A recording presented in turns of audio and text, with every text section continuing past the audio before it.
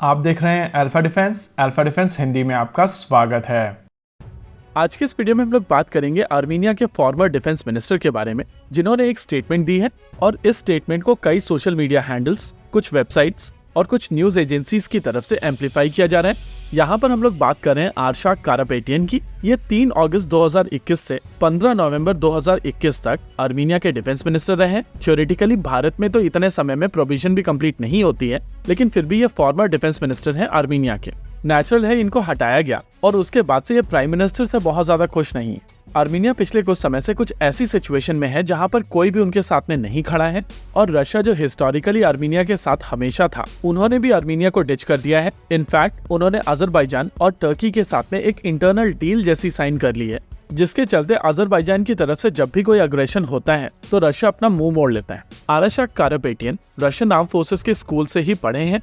उन्होंने कॉलेज भी Russian arm forces के साथ ही किया है और इनका इंक्लिनेशन हमेशा से रशिया की तरफ रहा है। यही कारण था कि प्राइम मिनिस्टर ने इनको हटाया था, और नेचुरल है कि वो फ्रस्ट्रेशन रहेगी। इनकी तरफ से स्टेटमेंट दिया गया था कि भारत के वेपन सिस्टम्स जो आर्मीनिया को डिलीवर किए गए हैं वो बहुत ज्यादा काम नहीं आएंगे, और कई वेपन सिस्टम्स तो ऑलरेडी आउट ऑफ ऑर्डर जा चुके हैं। वैसे आप में से बहुत सारे लोग हम लोगों को ट्विटर पर फॉलो करते हैं, और उन सभी लोगों को ये स्टोरी ऑलरेडी पता होगी।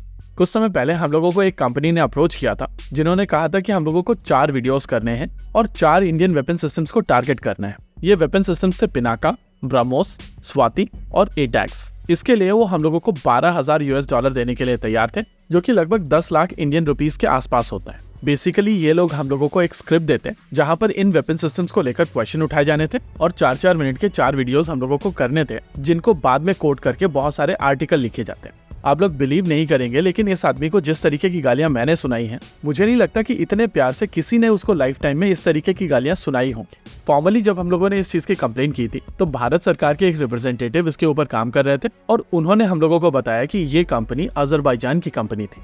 और ये चीज दिखाती है कि किस तरीके से इंडियन वेपन सिस्टम्स के एक्सपोर्ट को लेकर बहुत सारे देश परेशान हैं। कुछ लोग कंपटीशन के चलते परेशान हैं, और कुछ लोग इस वजह से भी परेशान हैं कि उनके एनिमीज के पास में उनसे बेहतर वेपन सिस्टम्स आ रहे हैं। देखिए, इस पॉइंट ऑफ टाइम पर आर्मीनिया के साथ में कोई भी देश नहीं खड़ा हुआ है, और क्योंकि आर्मीनिया एक लैंडलॉक कंट्री है, इस वजह से वेस्ट भी उनके साथ में नहीं खड़ा हो सकता। अजरबैजान के साथ में टर्की है, और आर्मीनिया बेसिकली अजरबैजान और टर्की के बीच में सैंडविच्ड है। टर्की के साथ में रशिया की इंटरनल डीलिंग्स काफी डीप है, और इसी वजह से आर्मीनिया उनके लिए अब इतना ज्यादा सिग्निफिकेंट नहीं है। प्रैक्टिकली रशिया और टर्की के बीच में जो डीलिंग्स हो रही हैं, वहां पर मोस्ट लाइकली रशिया को ज्यादा बेहतर डील मिल रही है, और इसी वजह से आर्मीनिया को यहाँ पर सैक्रिफाइस कर दिया गया।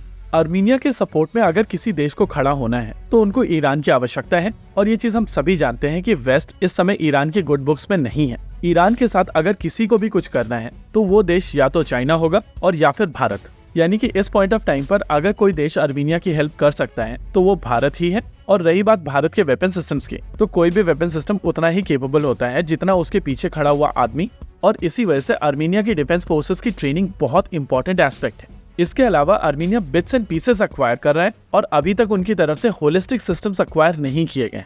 हालांकि जिस तरीके के कंपोनेंट्स उन लोगों ने अक्वायर किए हैं, वो काफी आसानी से होलिस्टिक पिक्चर के अंदर फिट हो सकते हैं। यानी कि आने वाले समय में जब सारे कंपोनेंट्स अक्वायर किए जाएंगे तो ये इजीली वहां पर फिट हो जाएंगे। थियोरेटिकली इस पॉइंट ऑफ टाइम पर आर्मीनिया को कुछ और वेपन सिस्टम्स की आवश्यकता है, जैसे कि ब्रह्मोस, प्रलय, LCA तेजस और LCH प्रचंड। ये सभी कंपोनेंट्स जब एग्जिस्टिंग कंपोनेंट्स के साथ में मिलकर काम करेंगे, तब जाकर आर्मीनियन फोर्सेस अजरबैजान के ऊपर अच्छा खासा प्रेशर बना पाएंगे। वैसे अजरबैजान ऑलरेडी रैटल्ड है, और केवल ये कुछ ही कंपोनेंट्स उन लोगों को इस स्थिति में ला पाया है। इमेजिन कीजिए कि क्या स्थिति बनेगी जब आर्मीनिया हर तरीके के वेपन सिस्टम्स अक्वायर कर लेगा। देखिए, आने वाले समय में ऐसे बहुत सारे प्रोपेगेंडा स्टेटमेंट आएंगे, और आपको केवल एक चीज करनी है, इग्नोर। इसी के साथ आज के इस वीडियो में रखते हैं केवल इतना ही। वीडियो को अंत तक देखने के लिए धन्यवाद। देखते रहिए अल्फा डिफेंस। जय हिंद।